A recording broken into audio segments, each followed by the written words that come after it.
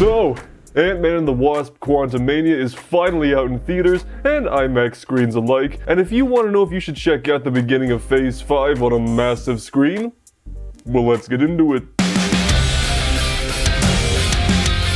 Hello friends, and welcome back to the Brockopp side, a place to live, talk, and buy movies. And of course, if you guys have already seen this movie or you plan to go see it later, come back and comment down below your thoughts on this movie. Did you like it? Did you dislike it? What was your theater experience like? And of course, for anybody who might be curious, yes, I did manage to get the super cool AMC Ant-Man popcorn bucket. I am a big fan of the AMC popcorn vessel, if you couldn't already tell. And of course, this is going to be a spoiler-free review of Ant-Man and the Wasp Quantumania, so don't worry, I'm not going to spoil how many ants there are in the movie or anything, but without further ado, let's start talking about the movie. And now, while this movie debuted with a rather negative Rotten Tomatoes score, I wouldn't say that's fully justified.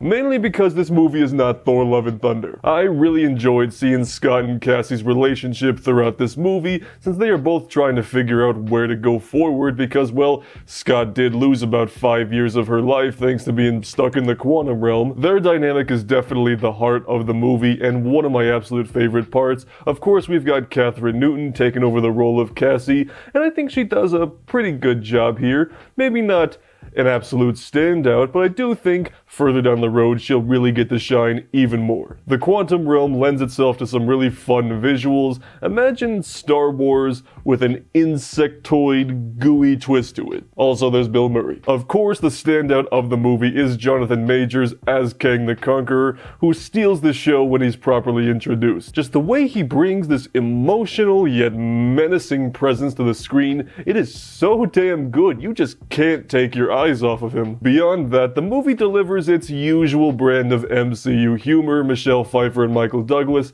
are once again nice additions to the cast. The problems emerge, however, when the movie has a lot of new ground to cover with the quantum realm, Kang the Conqueror, and Janet Van Dyne's relationship to both of them. There just isn't a whole lot of time to properly develop every single one of these things equally, so a lot of it just feels really rushed throughout the 2 hour and 5 minute runtime. Plus, this has to be one of the most exposition-heavy movies in the entire MCU. It's like every single scene, we're getting the backstory to something. But when this movie works, it works. Some people, of course, are going to be disappointed overall, but the movie did give me what I expected it to give me. However, does the IMAX deliver what I thought that was going to give me?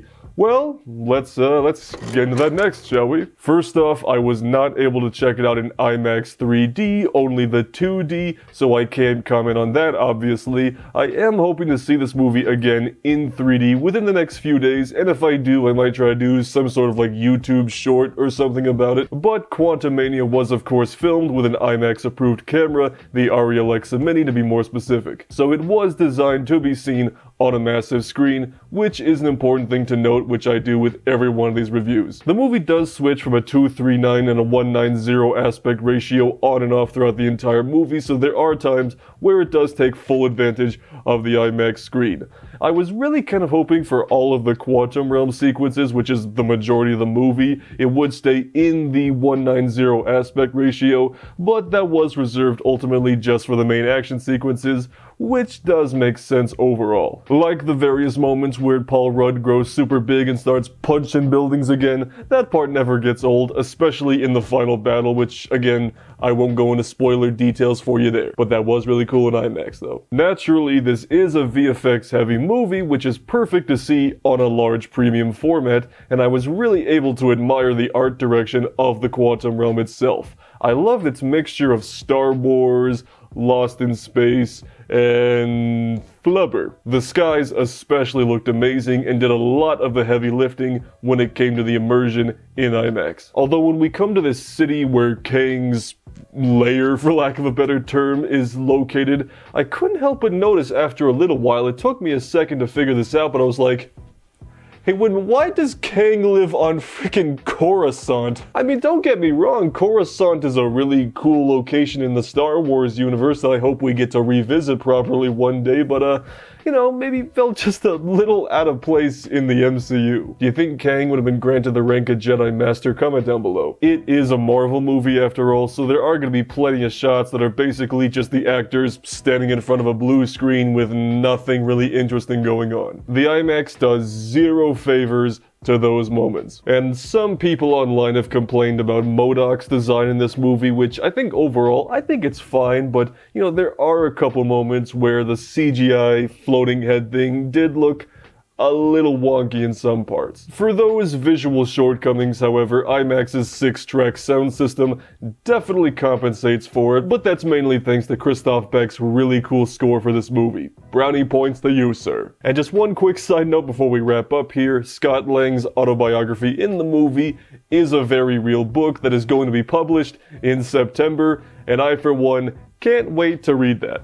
Overall, Ant-Man and the Wasp Quantumania is a decent kickoff to Phase 5 that mainly serves as a vehicle for Jonathan Majors as Kang the Conqueror to shine. If you're feeling that Marvel fatigue, this movie doesn't really do anything to break the MCU mold, so beware of that. But for the rest of you out there that are still full steam ahead on the MCU, for the IMAX, I would say, yes, it is certainly worth it for a VFX spectacle like this. I mean, of course it's no Avatar, but what the hell is anyway? So for the movie itself, I'm going to give Quantumania a silver unboxing machete, and for the IMAX experience, I'm going to give that a gold unboxing machete. But if you want to know how the last MCU movie looked in IMAX, I got just the video right here. Otherwise, subscribe if you live talking by movies, and we'll see you on the Brockopp side.